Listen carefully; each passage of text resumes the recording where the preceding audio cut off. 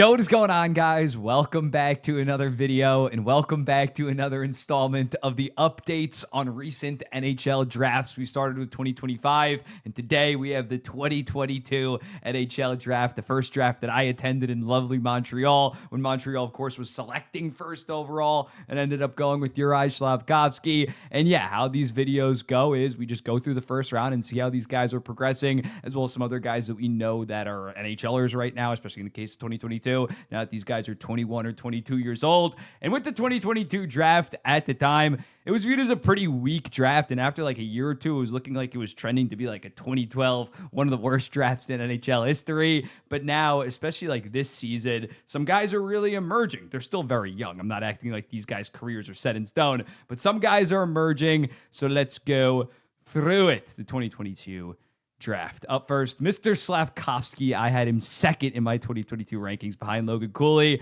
And yeah, he had a rough first season when Montreal was still god-awful. And then in that back half of that 2024 season, he was like near point per game. It was like 70-point pace.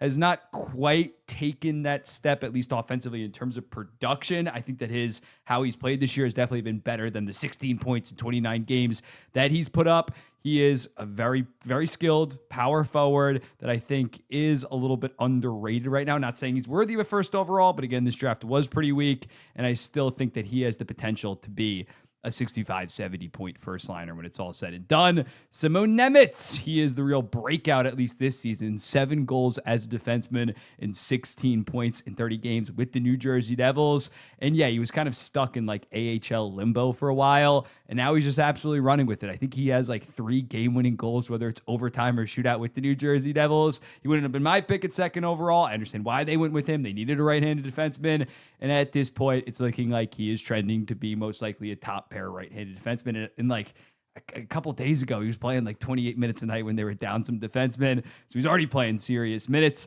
Mr. Logan Cooley, he was my number one. It's absolutely gutting that now that he's out for the entire season. But yeah, 65 points. He's had an amazing like trajectory, like every single year. Great at the U.S. National Development Program, then 60 points in 39 games at Minnesota.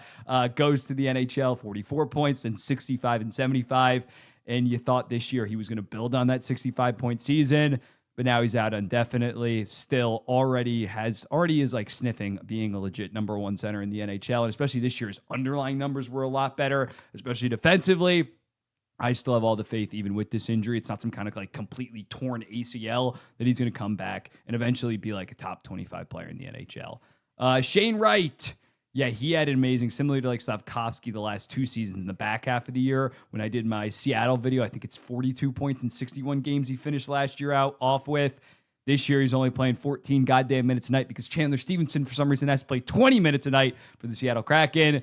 Yeah, I don't know what to expect from Shane Wright at this point. I think you're happy if he's just a 25-goal, 50 to 55-point second-line center for the Seattle Kraken. The only problem is they're assembling like the Avengers of future second-line centers, so it's tough. Still at 4th overall for this draft.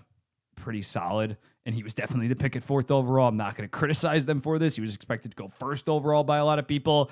Cutter Gauthier, he has been the real breakout revelation this season. I am not surprised one bit, considering last year with the Cronin team barely playing, he still was this productive. 20 goals, 24 assists, 38 goals in 41 games back in his sophomore season at Boston College when they had that team with Will Smith, Gabe Perreault, Ryan Leonard. And yeah, just monster numbers this season. 6'2", 205 pounds, great skater with a wicked shot. Probably going to be a perennial 40-goal guy, especially considering he's going to be playing alongside Mr. Leo Carlson or Mason McTavish, as well as guys like Beckett Seneca. Ducks are absolutely loaded. David Juracek, this was a miss on my end. I had him as like my number 4 prospect, my number 1 defenseman ahead of Nemec. And yeah, I just bet on the offensive tools. The rest of the game has not really progressed, especially the decision-making, even defensively. So, yeah, it's concerning. 2 points in 9 games last year. Of course, got traded for like a 1st, 2nd, and 3rd round pick. Or maybe it was just a 1st. It was definitely a 1st round pick, and that's not looking too hot for the Minnesota Wild right now. Thankfully, they have Zeev Boyum. They have Brock Faber. They'll be fine in terms of their defense core, but he's looking a little bit underwhelming. Kevin Korchinski was a surprising pick. Juracek, everybody expected him to go top 7. Korchinski was a little bit of a surprise. And yeah, I always say with Korchinski, like the fact that the AHL rule was not in place really, really fucked him over because he had that great draft year, plus 173 points on that Seattle Thunderbirds team. That was that team that had like Gunther. Or did they trade for Gunther? Yeah, they had Gunther. They were beyond loaded, and he was the number one defenseman of that team. Then he had to go to the NHL because he was either back to the WHL that he already dominated or to the NHL. He couldn't go to the AHL or go to the NHL. He couldn't go to the AHL. And yeah, last year, more productive in the AHL. This year, building on top of that. Hopefully, at this point, he can be a very good third-pair offensive defenseman, maybe low-end second-pair defenseman for the Chicago Blackhawks. But I still think the offensive tools are still there for Kevin Korchinski. Marco Kasper, he's been very underwhelming this season. Oh, my God. I knew he had like 2 points in his first 15 games. I thought he turned it around somewhat, but he has not. 3 goals and 4 points. His underlying, it wasn't even like this was like completely fluky, I remember. And he throws out like 200 hits a game. He's a very physical player. God, I mean, he just has to be unlucky. I assume that he's only shooting like 4%. His on-ice shooting percentage is probably like 4% because to do what he did at 20 years old and then just have 4 points in 30 games, like Red Wings fans, let me know. Like I'm going to give Marco Kasper the benefit of the doubt because last year he was very good. Matthew Savoy, of course, was traded for Ryan McLeod, what was that, the 2024 offseason. 10 points, 30 games. Yeah, it's definitely going to be an adjustment period for him at the NHL level. He's a little bit of an undersized guy, but after being very productive in the AHL, I think he'll stick as a middle sixer somewhere. Whether that's Edmonton or he might have to get traded, we'll see. Pavel Mitnikov, there was the trade rumors that really heated up. Then eventually he got back into the lineup and started playing a decent amount. But yeah, for the Anaheim Ducks, they have Zellweger. They have Lacombe that's now making $9 million. So there might not be a space in Anaheim for him, but I still think that he can be a second pair guy somewhere. Connor Geekie, of course, was in the Sergachev trade. 19 points, 18 games. Yeah, it's just tough. He's in a tough situation with Tampa Bay. Like, yes, you could play him at the NHL level, but is that best for his development to play 10, 11 minutes a night? Like, their top 9 is just so goddamn loaded. So he's just been playing very good in the AHL, but when will he get his breaks? Similarly to the guys that I just mentioned, do they eventually package him in some kind of deadline move because Tampa doesn't have any picks? Maybe they just trade Connor Geekie for a guy that can help them right now on the defensive end, or maybe a better two-way bottom sixer. We'll definitely see with him. Denton Mateychuk, I always have really, really liked Denton Mateychuk. Very good offensive defenseman, and he's starting to be productive at the NHL level. 12 points in 29 games. You love to see that. Frank Nazar, he probably goes top 5 in a redraft at this point after what he did to start this season. 20 points in 27 games, and even last year, 26 points. And now he's on one of the best deals in the entire NHL. What is it? 7 years, $6.5 million? I think roughly 6.6, actually. Rucker McGroarty, how is he doing? I know he had an injury to start this season, but 39 points in 60 AHL games last year, has probably lost his blue chip status in terms of a young prospect after he had that 52 points in 36 games. But yeah, hopefully can be a solid middle sixer for the Pittsburgh Penguins going forward. Lekramaki, very good goal scorer. He's been dealing with an injury, it seems like, as well. But yeah, at the SHL, he was very productive in his draft year, +2. In the AHL, over half a goal per game. He's not a completely one-dimensional player, but he's going to need some kind of center to be effective at the NHL level and get you 25, 30 goals per season. Austin recently got sent down, and he's dominating the AHL. He probably shouldn't be in the AHL. Last year, 36 points in 45 games, as well as being very productive in the SHL. Before that, yeah, Buffalo, they don't have a good forward core. They just have a bunch of 20 to 25-year-olds within that forward core. So unfortunately, Isaac Rosen has been in the AHL for the last, let's go to Isaac Rosen. We'll see him not tomorrow, 2 days from now, that video. This guy's been dominating. Oh, he's actually doing good in the NHL. This is a 2021 recap now. But yeah, this guy was in the AHL for 3 goddamn seasons. It was very, very productive. Just could not get out of the NHL because they didn't have space for him. Hopefully that doesn't happen to Ostlund because he's a very skilled centerman. Joakim Kamel, I was very high on him in his draft year. He had he didn't really take a step in his draft year. +3, he is getting back on track, at least in the AHL, but seems kind of trapped there. That's unfortunate. Liam Bichelle, unfortunately, sustained an injury recently and is going to miss months. Was he out for the entire season? I forget. Yeah, defensive defenseman. I think that he's established himself as a legit NHLer. Will he become? It's going to be tough because he's on the left side, and they have Thomas Harley and Miro Heiskanen. But what his upside could be. Liam Ogren back in the, oh my God, he had 0 points in 17 NHL games. Yikes, yikes, yikes. After being almost a point per game in the AHL. Yeah, a lot of my prediction on Minnesota this year was either Urov and or Ogren really popping off. That is not quite happened. Urov's been fine. Ivan Marchenko, I'm going to botch that name. I'm not going to say it. I should know it, though. 42 points in 53 games, then 6 and 9. Yeah, similarly to some of the guys we've talked about, just tough on Washington to really crack that forward core. Like even Ryan Leonard was only playing 13 to 14 minutes a night before his injury. Owen Pickering. Okay, 8 points in 20 games. I remember he got drafted and then he just didn't really take his steps, at least offensively, at the WHL level. But looks like he's progressing okay in the AHL. If you get a third pairing defenseman at this point, Dubas, you didn't draft him, you'd be happy with that. Yeah, this guy did not really quite pan out, unfortunately, for the Anaheim Ducks. Jimmy Snuggerud, hurt as well, but was off to an okay start. Hopefully can be like a 30 and 30 guy for the St. Louis Blues after being very, very productive, having a great college career. How's Urov doing? 7 points in 23 games. Minnesota's still winning a shit ton of games, but I was expecting more from those two guys. Yeah, he had that amazing KHL year. He was like the leading scorer on the eventual, at least in the regular season, on the KHL champs. Has not quite hit the ground running at the NHL level, though, which is unfortunate.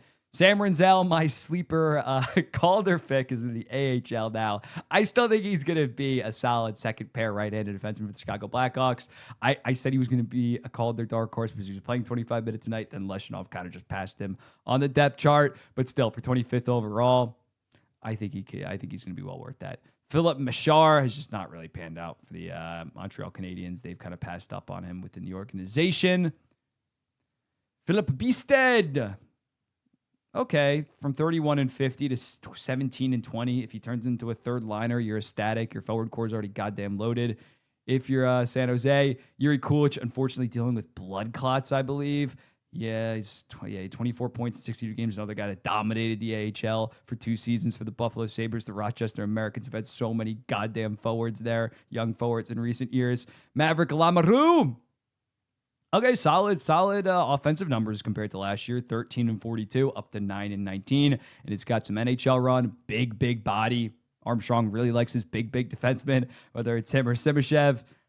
Brad Lambert recently asked out of Winnipeg, not having the same impact. Yeah, you thought in his draft year +2, I probably had him as like a top 20 prospect, definitely top 30. Then he only goes for 35 and 61, only 7 goals.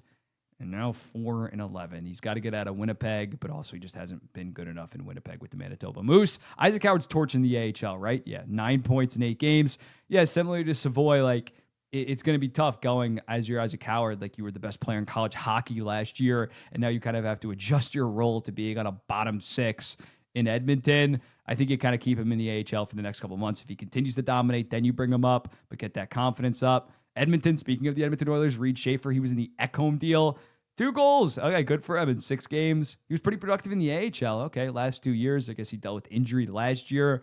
But that's pretty solid production. I thought after his first year in the AHL, he was deep fried, wasn't going to become anything, but he's developing well. Owen Beck, I believe he got called up by the Montreal Canadiens as well as Jacob Fowler recently. Yeah, he could potentially be a low-end third-line center, I think. I think that can happen, considering what he's displayed for Montreal. Furcus, he was the former CHL Player of the Year. Okay, he's doing very good in the AHL. By the way, I have this sleep mask. I'm getting it for one of my friends for Christmas. Very good sleep mask. I do recommend it. 23 points in 22 games. Yeah, he's a very, very skilled guy, a little bit undersized. As you can see, 5'11", 170. And he's another goddamn center for the Seattle Kraken. I think he can play wing, though. But, yeah, for a second-round pick, that's solid value. Okay, who do we got? Who's catching? Luca Del Bel Blues. He was very good in the AHL. Yeah, I remember him torching the AHL last year. Maybe it could be something. Oh, back. Seamus Casey.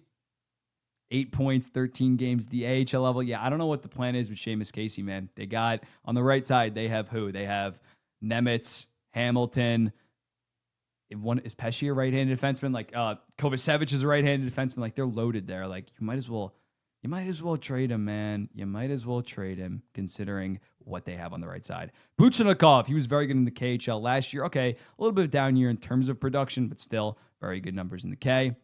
Tristan Luneau dominated the AHL last year. Ooh, 7 points in 20 games this year. That's not good. Other Jack Hughes, how's he doing? He's not really made the transition to the AHL, but also didn't have like amazing college numbers, if we're going to be honest. The Winnipeg Jets love this guy. Their fan base loves him in terms of defenseman prospect. The offense is a little bit down this year.